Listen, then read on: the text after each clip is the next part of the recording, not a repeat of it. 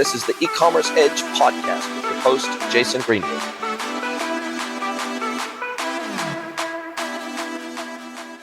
Hello, everybody, and welcome to another episode of the E-commerce Edge podcast. It is great to have you along for the ride with us today.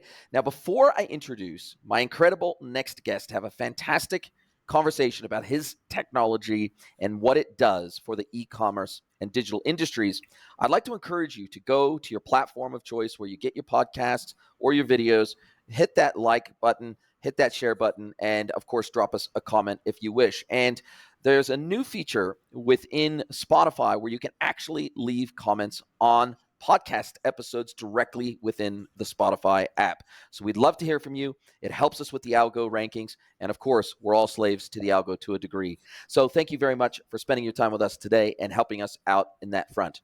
Now, without further ado, I would love to welcome Rich KAHN from Anura to the podcast. Welcome, Rich. Hey, thanks for having me today. Mate, you're dialing in from the great state of Delaware, aren't you? Yes, I am.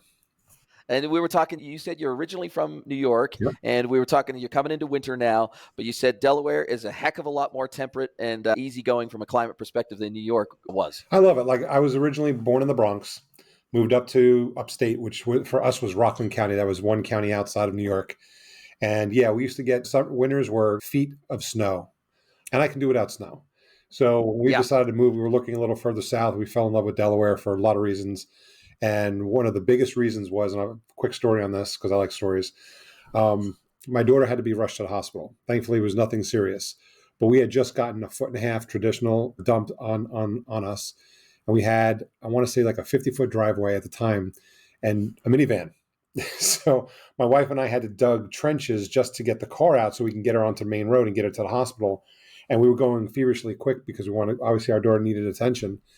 And as we're doing it, I told my wife, call the real estate agent in Delaware and find out how much snow they got today. So she calls up after everything was fine and everything was good, and calls up and she's like, oh yeah, the real estate agent says, yeah, we got a dusting. It was gone by lunch. I'm like, done. You're like, that's the place for us. You said, I can live with the dusting. That's for sure. That's the way to go. Love it. And by last count, I count 8 enterprises that you've started and owned and run over the last 15 years or so. So I think we would put you in that class of entrepreneurs called serial entrepreneurs. So you clearly are a business builder, a team builder. You're also highly technical. You've got a technical background as well. But what drew you into the world of e-commerce, fraud, anti-fraud, click fraud, as well as payment fraud? What attracted you to this industry in particular, and what prompted you to build the Anura platform and solution? I got my start on the internet in 93, and I was doing all kinds of stuff. That was before the web browser came out and all that kind of crazy stuff. But after about 10 years, settling on a couple things, my wife and I started a business. It was an ad network. So similar to Google, where bidded ads and stuff like that. And this is 2003 when we started it. And we started launching it and then got some clients on, things started growing. And all of a sudden I started noticing some anomalies. And I'm a data hound, love data. And I'm noticing some anomalies about the data for the visitors that are reaching our clients. And of course, if clients are not happy, they go away. So I started looking into it. I realized, okay, this is fraud. I've fought this before. I know what it is. And I don't want to be the guy solving fraud. I just want to be the guy building my network, growing a client base and doing this stuff. So I went out. This was 2004, the 2005 era.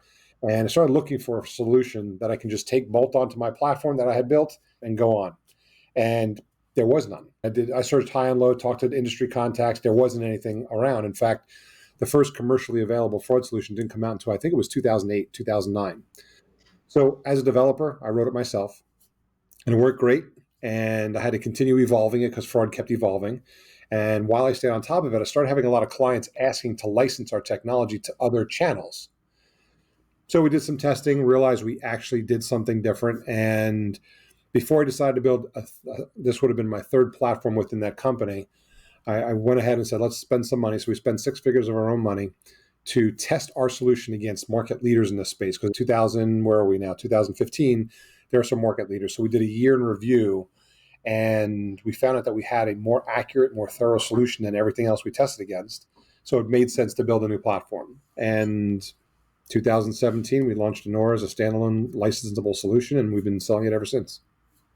Wow, incredible. And do you pitch your solution? This is clearly an ad fraud solution. You were building an ad fraud network, you scratched an itch, you built a solution for yourself, then you flipped the solution on its head, so to speak, and you took the AWS approach or the Amazon approach, which is, hey, let's turn this cost center into a profit center and let's spin this out and commercialize this and turn something we were using internally into an external tool that other platforms and brands could leverage. Now, with Anura, do you pitch yourself as a solution for merchants, or do you pitch yourself as a solution for other ad networks that effectively white label your technology and solution and plug it into their ad networks? We call it an ad fraud solution because that's the biggest market for us to go after, right? However, we have clients all over the gamut. So I have gaming clients, I have survey clients, I have anybody who cares if the visitor interacting with their web asset is real or fake, even mobile apps and things like that, gaming apps. So what we really found out is what our software really is a visitor firewall. So when a visitor comes to the web asset, let's call it the web page, we can identify in real time if that person's real or fake with extreme accuracy and thoroughness. So if I can do that and tell you, the website owner, okay, I've got somebody here that's fraudulent, what do you want to do with them? So you can bounce them to somewhere else. You can not let them fill out your form. You can not let them fill out your credit card the merchant account. Whatever it is you're trying to accomplish, you can protect the rest of the chain going downstream by using our technology up front and being proactive against it. So again, any vertical that's out there, we can protect. And so what would be the split today of direct merchant clients versus platform vendors that want to integrate your solution into their technology platform? Oh, if I looked at that, it's probably 90% direct merchants. Wow. Okay. So it's merchants actually taking your solution saying, we want to protect our web assets, our web properties from fraud. But you don't specifically pitch yourself as an anti-fraud solution for credit card fraud, but you're not trying to be a replacement for Stripe, Radar, or any of the other third-party fraud solutions, or at least as I read it on the Tim. Now, admittedly, I've never worked with your platform before, so I'm operating from a place of ignorance here, but you don't specifically pitch yourself as an anti-credit card fraud solution, but do you help in those areas too? Yeah, we don't pitch ourselves in that area because usually when you do it from a content marketing standpoint, most people are looking for, hey, somebody entered this credit card. Is this credit card real or fake? What we're looking at is we can complement those services. So there's a great commercial that stresses the point, and I think it was for MasterCard, if I'm not mistaken. But it was an old guy. I shouldn't say old guy; he's probably my age. But an older gentleman sitting outside outside of his house, in front of his laptop, holds up a credit card and says, "I'm going to purchase this dress," and he's got a young girl's voice. So he had a stolen credit card, and he was making a purchase. He's not dumb enough to sit on the IP address behind his cable modem and commit fraud because it's traceable and he can be sued, right? Especially in this country. So they hide themselves. They spoof their IP address. They spoof their device. They bounce off of different locations so that you can't trace who they are. They use VPNs, et cetera, et cetera. They do certain techniques, and when they do that, we catch them. So I can catch him before he puts the credit card in. And I'll give you an example. I was working with a company early on in our space that they were selling 30,000 airline tickets a day through their e-commerce platform, right? They were working with another vendor and not happy because the other vendor had a high false positive rate. We can talk about that later. But they were mismarking real people as fraud. Now you can imagine the average ticket sale is probably $1,000+ if you're buying 2 tickets at $500 a pop or whatever it is. So every transaction that this company told them don't allow, it was costing them serious money. So I remember speaking to the head of fraud of the division. They said, look, I understand you claim that your system is super accurate. You're 99.999% accurate, blah, blah, blah. He goes, but if you're a fraction of a percent wrong, like 0.1% wrong, you're going to cost me more money in 10 minutes than I spent with your company all month. And I can't have that. Let's run some tests. And it was interesting because we were catching stuff that his normal credit card vendor, like a Stripe Radar, and I don't know who he's using, so I don't want to call out names, but he was using some other vendor, traditional credit card vendor, and we were catching stuff they were missing. And their head of fraud was like, "I'm going to catch you wrong. I'm going to prove that your technology is not as good as you think." So I remember he called me up one day, and he's like, "All right, Rich, I've got one. I've got tickets that were sold here. He gave me the transaction information. We pulled it up. Yep, we definitely marked it as fraudulent. I looked at the behind the scenes data, and I'm like, there's no way this is a real transaction. He goes, oh yeah, they flew the ticket. I said, they flew the ticket? I go, I bet you a month's worth of service, this comes back to you. You're getting charged back on this transaction. He goes, no way. I said, okay, let's make a bet. And sure enough, it was about 2.5 months later, it got charged back. Chargeback. He goes, I can't believe the fraudster was blatant enough to fly the ticket. It's crazy. That's mental. They didn't sell it on or something like No. that, or liquidate its cash, or ask for a refund or something like that, or refund to cash or refund to air miles or something like that. But I was looking behind the scenes data. I'm like, I knew for a fact it wasn't real, but I was still impressed. I got to say impressed, right? That the fraudster was able to blatant enough to go fly those tickets. Wow, phenomenal! And I've got a little bit of understanding of this because I've had my own e-commerce pure play, and I've had to architect anti-fraud solutions into e-commerce solutions that I've been the architect of. So and it's interesting because oftentimes I could look when I had my own e-commerce store. I could just look at an order, and I could just I don't know. I don't know if when you've been doing it long enough. After I owned my e-commerce store for 7 years, I could just work out what we had to implement, because at that time there was no off-the-shelf solution. So back in the day, we implemented bin checking, and we did some other things that we basically built our own heuristics model for our store and for our form fields to make sure that everything checked out, and that was good. It caught lots of things, and we would always manually review every single one that was caught or blocked. But I could just tell where I can't even think of all the ways I could tell, but usually you could just tell. And then I would look up an address. Sometimes I'd put it into Google Maps, or I don't think there was even Google Maps at that point. There wasn't. There was something else. It was some sort of online address checker, and I would just put it into Google, full stop. It would turn out that it was being delivered. The item was being delivered to a hotel, for example, and that would be one of the red flags. There's all sorts of red flags we would look for in orders, and I guess what you're saying is we take all that stuff, that human intelligence that we would usually use when we look at an order, and all those red flags that would automatically go off on our head, and we systematize those. We're turning it into something scalable. And now I'm guessing with the advent of AI, we're now making it even more scalable and more human-like heuristics in nature. Yeah, because what's happening is, okay, so once you start to pick up on what fraud trends look like, you can say, I got this. But if you have a busy e-commerce store, you can't look at every transaction. Correct. Exactly. It's just not scalable. Right. It's not. And at that point, the credit card's already been charged. So the damage could already be done, because, again, if you get chargeback, too many chargebacks is not good for an e-commerce store. Well, we were shipping within an hour. So the reality is, we were trying to ship same day up until 6 p.m. at night, because our courier driver was coming up at 7 p.m. to collect the parcels from us. So we were trying to ship throughout the day as soon as an order got placed. And so, to your point, there's oftentimes not a big window of time between the time the order gets placed and paid for and the time the product goes out the door. Yeah. So that's why we're able to systematize our product, so that we can identify that stuff before they start filling out that form, before they put the credit card information in the system. So without collecting any personal identifying information. We don't care about the name. That we're looking at how they connected to your website. That's our tell. If we can see that they connected in a way that's not legitimate, we know it, we can report it, and we can act upon it before damage is done. Now, how do you prevent? Now, let me tell you, I have been the victim of more false positives since I moved to Mexico than at any other time, literally, in my life. I'm originally from the States, lived almost 30 years in New Zealand, have a business, have a company in New Zealand, have personal bank accounts, business bank accounts, and everything else in New Zealand. Then moved to Mexico, have temporary residency here, have a local bank account here, have a Wise bank account for allowing me, and a debit card associated with my Wise account that can help me get money from New Zealand to Wise to Mexico and everything else. So I got 10 different cards I can use, right?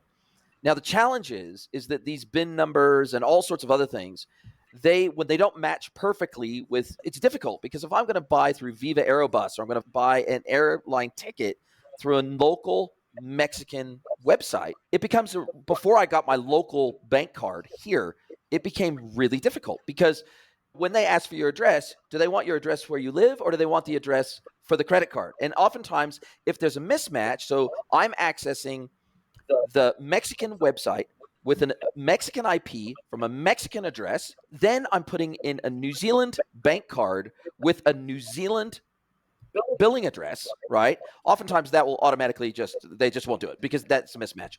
So then what I try to do is I try to connect to the local Mexican website with a VPN with a New Zealand based IP address, right? Then I try to put it in with the New Zealand card, New Zealand address, New Zealand IP in theory.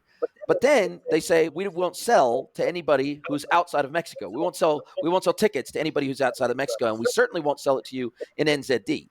So we have this mismatch between currencies, locations, website addresses, billing addresses, bin numbers. Like we've just got this web of complexity when it comes to trying to make online purchases. And for people that are digital nomads like me that spend a significant period of the year traveling all around the world, trying to do transactions all around the world, it's a flipping nightmare. Mm-hmm. And for example, when I will oftentimes get tripped up in anti-fraud. So let's say it's Mother's Day and I want to send my mother some flowers. She lives in Australia. If I access an Australian local florist website, I want to put in my mother's address. I want to order the bunch of flowers online instead of paying horrendous fees for Interflora. I just order through a local shop just down the road from where my mom lives. I want to put in my credit card online and I want to have it sent to her. 9 times out of 10, they will block my card because I don't have an Australian IP. I don't have an Australian physical address or a physical or billing address. And so when I try to use foreign cards issued outside of Australia to make a local Australian purchase, I usually get blocked. So this is so bad. And there are so many instances to lose out on a sale for people like me that this seems like the false positive challenge in some respects is harder to overcome and more threatening to a business than preventing the fraud in the first place. Mm-hmm. And that's a problem so let me just talk about a story to add to that. So we live in a society where we buy software and expect it to do its job. For example, I'm sure you use Excel in your day-to-day life. And you put a bunch of information into it, it spits out a number, and then you make business decisions based on what it spits out. But when was the last time you went back and checked to make sure Excel was doing the math right? We know Nobody does. It just doesn't make sense because we just assume it does. In my industry, people buy myself or a competitor or whatever in the marketplace and just expects it works out of the box. And, oh, you're all the same, so I'll just pick the cheapest one or I'll just pick whatever, fill in the blank. So... And I try to explain to people that's not the case. On average, based on client feedback, we've caught the average solution is walking around with a 15% false positive rate. Imagine what that does to your buyer's journey as an e-commerce platform. That destroys it. You just get frustrated and you leave as a customer. Right. That's what I do. Well, and I had a content writer. She was making a purchase on a women's fashion site. She's been there before. And for whatever reason, it wasn't letting her through. Now, as she's writing for us, they have some anti-fraud that's blocking me. And she tried switching browsers and whatever. And she says, I got frustrated.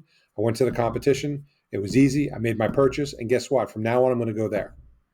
And that's the problem with a false positive. When you have even just a small percentage of false positives, you're actually hurting your business, not helping.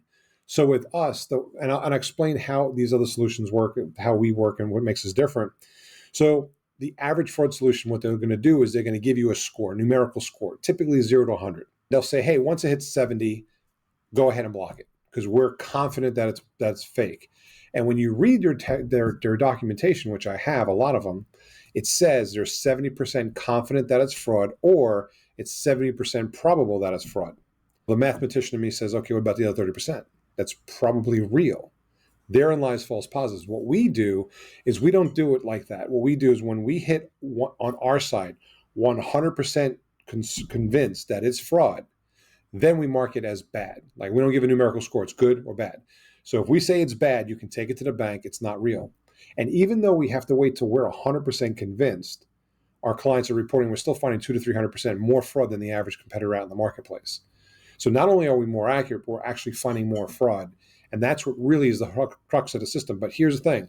If you came in and you bounced off a VPN and you're doing all the stuff, right, to try to make that transaction, take that transaction through, and I'm not 100% convinced you're not fraudulent, and based on what you described, I wouldn't mark you as bad.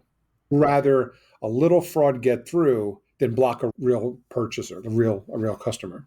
And the thing, you made a very good point, which is that these merchants are not just missing a single transaction, they're missing likely that customer will never return. So they're missing the entire CLV, the customer lifetime value of that potential customer, whatever that is for them. They're missing the entire purchase history of that customer, not just that single transaction. I think that's what merchants sometimes they miss, that thing where, okay, this isn't just blocking one single transaction. This is blocking that customer from likely ever doing business with you again, even if on a future purchase you would have allowed their alternate card or whatever it is to get through. They're already so pissed off, they're never coming back anyway to give you a second shot at this. Right. Now, the second thing is, what's weird is, in these cases where I've had to buy a flight for a business trip or something like that, and I'm just getting blocked by the airlines directly, what's bizarre is that 9 times out of 10, I can go to one of the flight aggregator services, and I could put my transaction through just fine for the exact same airline, the exact same flight,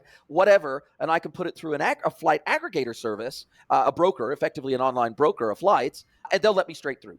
So clearly there is something going on here where if either the flight aggregators must be using better technology, better services, maybe they're using your technology, I don't know, but whatever it is, they are doing something that is more understand. And what's so weird about this is that obviously with flights, these oftentimes are coming from different places. People are traveling all around the world. They're buying flights once they get to a place. You would think that the airlines would have the most relaxed anti-fraud possible, because of the fact that they know that there's all sorts of weird and wonderful situations, how people access their flight and have to pay in their currency and have to fly from an address that's in the country to a address that's out the country, and it's not going to be a round trip flight. And there's so many scenarios in travel in particular where there's weird and wonderful situations of people needing to book travel from weird and wonderful places using weird and wonderful cards and weird and wonderful currencies,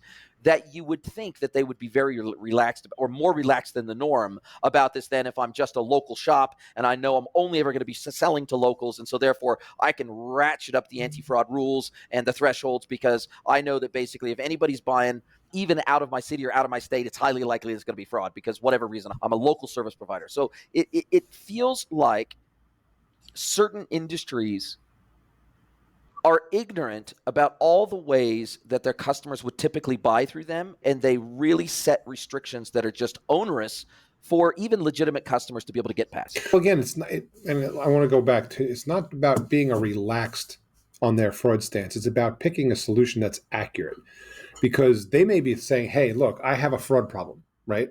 Because in this day and age, it's no longer a question of if you have fraud, it's a question of how much fraud are you dealing with. So they're like, I need to buy a solution. So they go out in the market, they do some research, they pick a solution.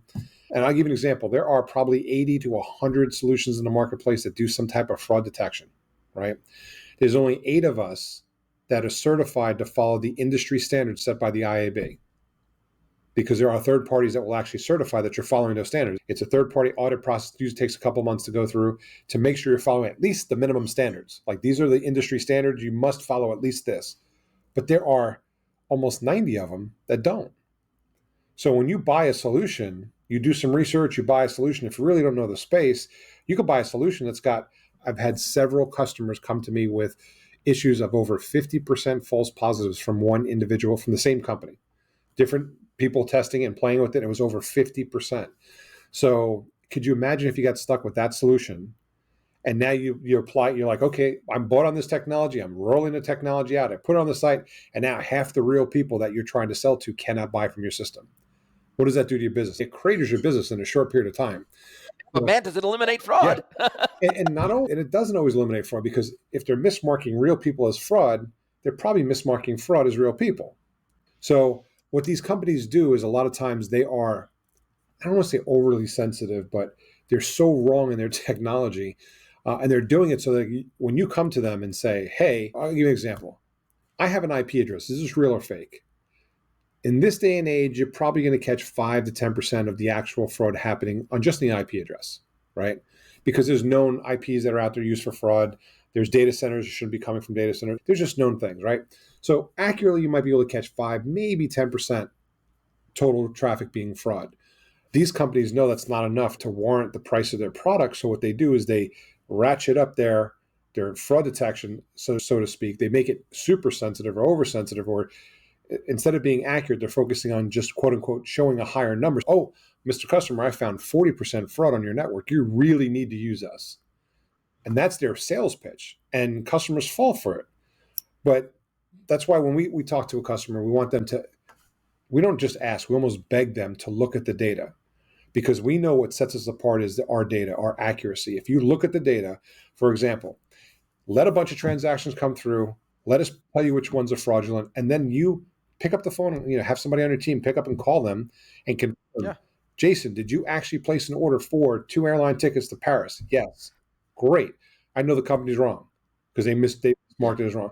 Let's do some human verification before I stick my entire company's business, future in the hands of a In piece your of solution. technology. Yeah. Walk before you run. Now, if I'm a merchant and I'm using a third-party tool that's not yours, or for anybody, or even if it is yours for that matter, I usually am never ever going to know what the false positive rate is. Right? There's no way for me to easily figure that out unless I have a certain portion of my customer service team. That's all they're dedicated to doing, is trying to identify and go through the list of ones that have been flagged as fraudulent and just start working my way through the list and trying to figure out some metric that I can apply to this to say what percentage of these are false positives. But how many merchants actually do that? So they just have complete blind faith in their vendor that they're not going to have a high false positive rate. But how can I validate that as a merchant? It's really hard to do. I can tell you this, the majority of our clients do. And the reason for it, I think, is because they've had bad taste in their tongue from other vendors. So they're like, before I trust and go through what I just went through in the last couple of months with the last vendor, I need to know you're real. How can I do that? We have an actual small ebook that we've written to say how to test a fraud vendor, like some basic techniques of testing. And it's based on a lead generation, but it works for e-commerce. It works for almost anything else. But you have to at least do your due diligence in the beginning. Take a handful of transactions that get marked as bad, human verify them. It doesn't take that much time to do. And then once you've done that test and you realize, oh, wow, every single one they marked as fraud, I couldn't get the person on the phone. I got a charge back, a month or two later. Like, we have had the issues and we know that they're right. Now you can trust the software. And then maybe once a year, retest the software just to make sure it's staying up on standards, make sure it's catching that new level of fraud that's out there. But again, nobody cares more about your business than you.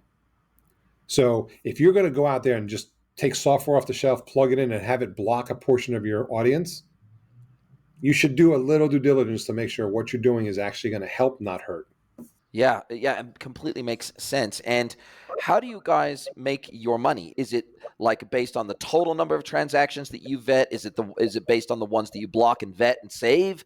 Is it like, what is your business model, your commercial model for the customer? That how do they decide what they pay you? Yeah, so basically we look at how many visitors per month that we be scanning, and we base it on that. I don't want to base it on how much fraud we catch, because then it incentivizes us to find more fraud, and that's Sure. not what you're looking It's for. misaligned Yeah. attention. Every time you make a request to us, we have to do a certain amount of work. We have to bring the data in. We have to analyze the data. We have to respond with a response. We have to store the data. We have to keep we put it into cold storage later on so that we have the data available for years later. And there's a cost to doing that. And we put our cost on it. We add our profit onto it and the human support that we have, and support requests and everybody else. And then we come up with a price. So long story short, somebody comes to us and says, okay, I'm buying $500,000 a month in Google advertising. What's my cost? It's not based on your spend. It's based on the number of visitors that we scan. It's usually a fraction of a penny per visitor. So it's really inexpensive, especially in the credit card space. A lot of those places, every time you charge a credit card, it's 25 cents just for the fraud detection. We're a Yeah. fraction of a penny. So it's really inexpensive. We pretty much play at the top of the funnel. It's the best place to put us, where we can capture everything coming in and then give you that insight before it causes damage. And that's pretty much how we do it. It's based on that principle. And like I said, the more volume you send our way, the bigger the discount per scan you get. I'll just give you an example. We start at 2 cents per visitor scan for really small companies, and on really big companies, it's 1 cent per 1,000 visitors scan. So Wow. really, Wow. 1 CPM. yeah. Wow. That's crazy. So again, it Wow. all That's depends on the volume. That's of course that makes sense. And I'm guessing that even you, as amazing as your technology is, no technology is 100% perfect. So I'm guessing that you get at least a certain percentage of false positives. But when I think of the customer experience, when I think of the customer journey, regardless of whether it's genuine fraud or not, what does the customer experience feel like for me? If I go to the website, I'm detected as fraudulent. Do you redirect me to an anti-fraud page? Do you redirect me to the home page? Do you just simply block them from even seeing the site? Or do you present them with a captcha? What is my user journey going to look like in a scenario where I'm detected as being a fraudulent visitor? Sure. So that's dependent on the actual client of ours, because our client has complete control as to what to do with that individual. So, for example, the worst thing you can do is pop up a captcha, Sure. because a human fraud farm is going to get right past that. So you Sure. can stop fraud, right? Yep. And we're catching probably about a third of the traffic out there is human fraud farm based. So captchas don't work. In fact, most AI bots. We just got farms in Asia, East Asia, Yep. or whatever it is, and we've got thousands of people sitting in a call center or in a sweatshop, basically Yep. manually doing this stuff. And then at the same token, AI bots get around that stuff anyway. So it's not like it's not helping you, right? So the right thing is, okay, let's say we're at a merchant account. You come in, you put your stuff in your shopping cart. We identify you as fraudulent. You go to make a purchase. A great transaction would be, I'm sorry, we had a problem with your purchase. Please call this number to complete your purchase. So now you get somebody on the phone, and then you can kind of vet them out that way if you really want to get them on the phone. But if we've identified that individual as bad, we are wrong less than 1 in 100,000 times based on client feedback. So most companies, what they'll do is when you get to that form, they won't let you fill out the form. They won't let you process the transaction. That's typically what happens. All of a sudden it looks like the site's not going through, or you get, oops, we have an error. Please try again later. So they can keep a nice buyer's journey. But I'm telling you, like if we mark it as bad, take it to the bank. It's not somebody you want to deal with. But there's options, because everybody wants to do something different. Some people want to say, hey, take the transaction, mark it on the background so that later I can validate it. I can manually review those transactions. And hey, I'm a human. I look at like you said, you look at transactions, you can take a look and know it's fraud. So if you've got 100,000 transactions a month coming through the system, and all of a sudden we flag 5,000 of them, it's a lot easier to look at 5,000 of them than it is to look at 100,000. Yeah. Yeah, of course. And I guess in some instances, maybe I'll just do auth, not capture then. Maybe I'll say, look, for the ones that you capture as fraud, I'll do the auth, but only once I've manually checked it will I trigger the capture. So that way we don't actually have to even deal with a chargeback scenario at all. We just won't even take the payment, because issuing a refund or or dealing with chargebacks or whatever, it's an expensive process for businesses to go through. And then they have to know, okay, well, look, next month I'm going to have $100,000 worth of chargebacks coming out of my account. I know they're coming. It's a pain in the ass. So if we can split the auth and capture process based on your fraud detection, that feels like a great scenario for these merchants as well, especially if they don't trust you at first. And then they can say, look, let's split the process out, and then we can handle it how we like to on the back end. But going beyond that, what types of databases are you, because presumably you have to buy access to bin lists and anti-fraud lists that are generated by ISPs and all sorts of other data sources from around the world. Presumably you have to subscribe to a lot of different data sources, or do you consider your entire data set 100% proprietary based on your network? 100% proprietary on our network. So what happens is, this is how our technology works. Somebody lands on a landing page. We collect over 800 data points on the user's environment. So we're talking hardware, software, plugins, anything and everything we can grab. We know exactly how the data is supposed to look, how it interacts with each other, and based on that information, that algorithm that we've built over the last 20 years, we can give you a definitive answer, good or bad. We don't buy any of our data. We don't buy any of these things that you're talking about. We do it in a very different, unique process that works really, really well. Wow. Incredible. And what's on your radar? Because you do pitch yourself primarily as an anti-ad fraud platform, but obviously it helps across any form of fraud, any form of fraudulent behavior at all coming into a website. It's going to be blocked and dealt with. What's on your radar in terms of, is there anything your customers are asking you for today that you don't do? Or is there any gaps in the market that you're seeing that you're saying, nobody's really solving for that, we're going to solve for that next? What's high on your priority list over the next 12, 18, 24 months? Right now, our biggest concern is just customer growth. And as customers come in, they ask for different things. Like one of the features we're working on now, somebody wants to know, hey, I'm buying traffic from a given source, and I want to know if something happens in real time. Like, I want an alert. Tell me that, hey, this source sent me 10,000 visitors over the last 3 days, and all of a sudden it's been under 5% fraud, and it spiked over 5%. I want to know about it in real time. Or others have, I actually had one guy who It was a very unique model, but he wanted a text message every single time we identified somebody that was fraudulent on his website. And we blew up his phone. Like it Of course. wasn't, I said, look, we got to come up with something better than this. Like we can do it. We got to come up with a Slack channel or something that we push all this Yeah, information because into. all of a sudden you're just going to start ignoring it. Like we came up with something that worked out better for him. But we're working on a complete custom alert system where people can filter down their data, say, I want to know when this changes, send me an alert, send me an email alert, send me a text alert, send me something so that I know in real time what's going on. But it's customers drive the product. And that's how I've always built my companies is I get enough feedback because we're on the phone with our clients on a regular basis to say, hey, I know you like the product, everything's going great. What are we missing?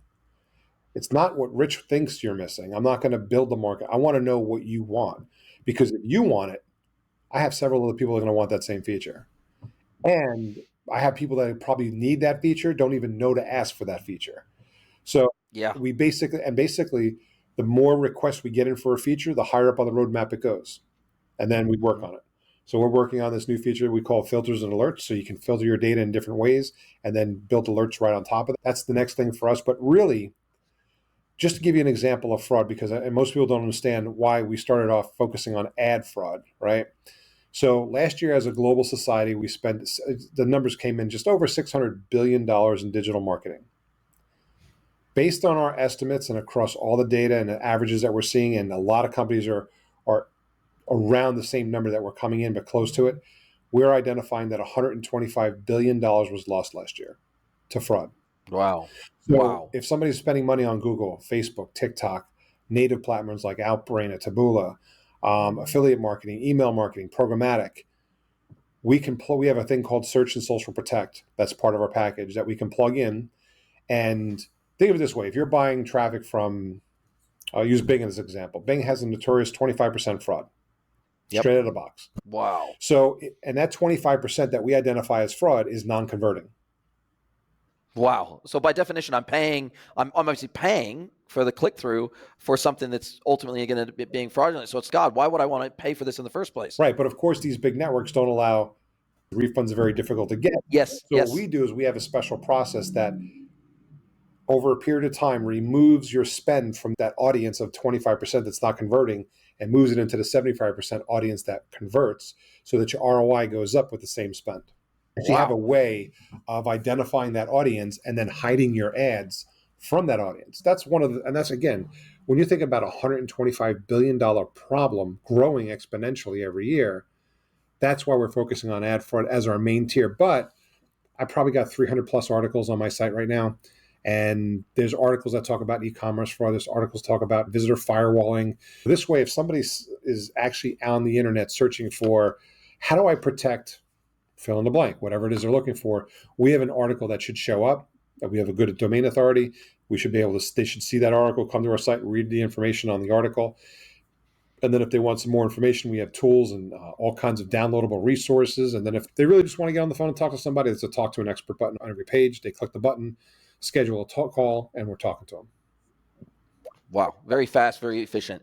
And in terms of implementation and complexity of implementation, is it just a JavaScript snippet that someone loads onto their website or through Tag Manager or something like that? We are. You give them a code snippet and they implement it on their website and bang, you're up and running. We're actually, because again, you can imagine that based on what you want to do with the information can get complex in the integration, right? So we have two things. One, we're pre-built into Google Tag Manager. So you can go to Google Tag Manager and within 3 minutes deploy us without technical resources and have all the functionality that we talked about, because it's literally just a bunch of check boxes and everything else. And once you're done, hit submit. We're singing like no one hears you, or what I forget what Google Tag Manager says when it rolls it out, right? Yeah. Sing like nobody, like you don't care, and you're done. Or it could be you go into our system with one of our integration engineers, and we have an integration wizard that builds the code for you based on the functionality that you need. And then when you're done, you have a little tag that you deploy and you're done. Amazing.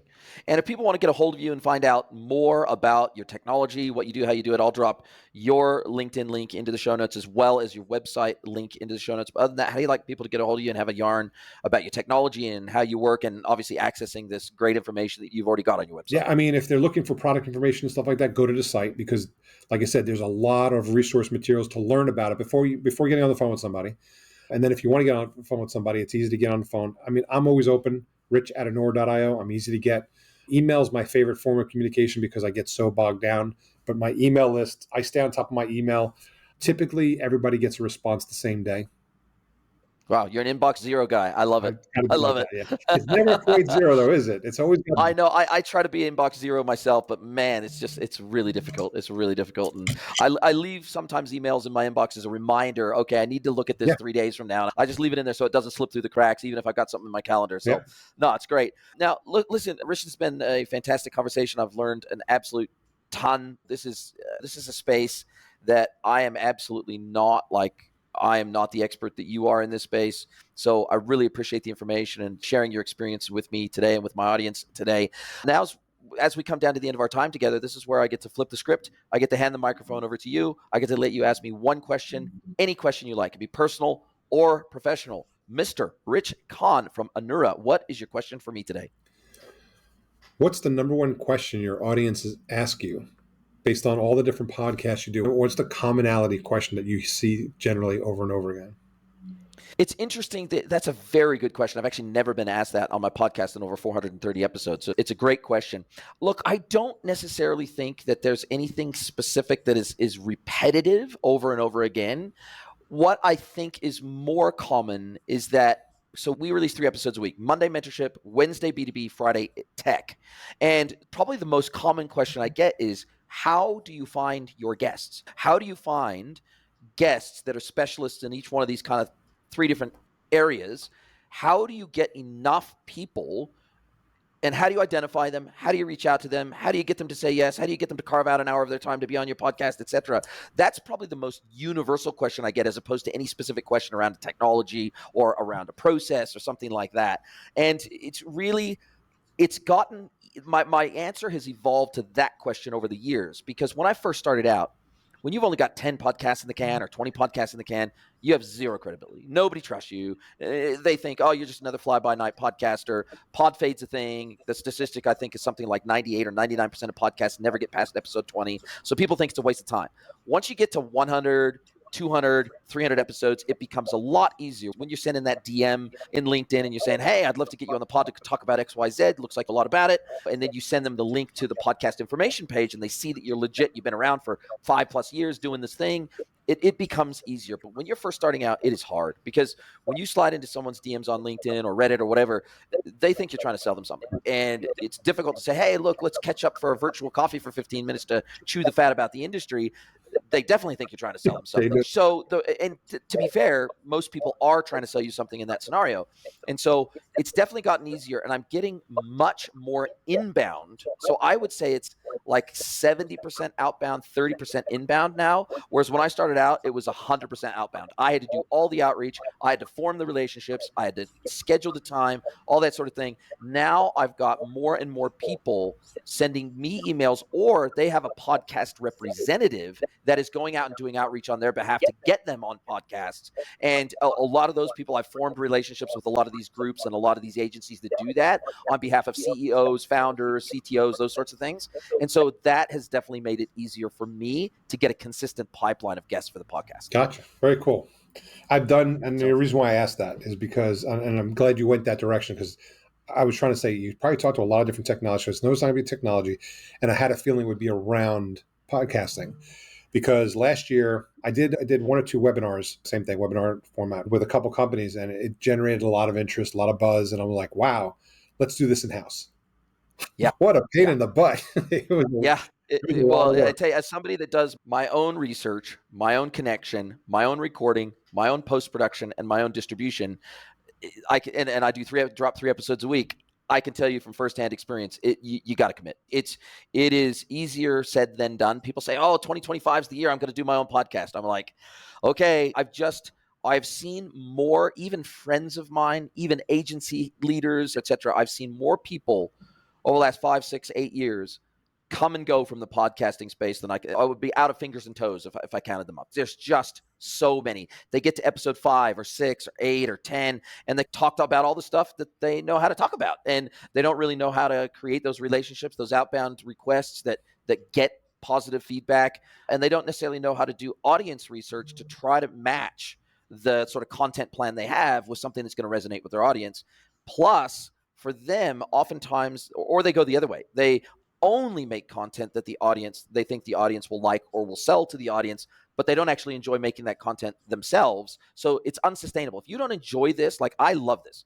I actually loved the conversation we had today. It was massively educational for me. It was massively entertaining. Your shit. You're clearly passionate about what you do. You're an expert in an area that I am not an expert in. And so I genuinely love this. Now, sure, maybe it helps to establish credibility for me in the industry. Maybe it creates a level of trust for me and my guests. That's all great. That's all fine. That's all good.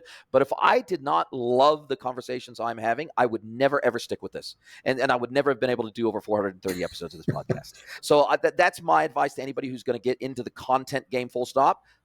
Create content for you first that you love. Otherwise, you won't stick at it long enough to get any traction. Are you a B2B or D2C e-commerce merchant?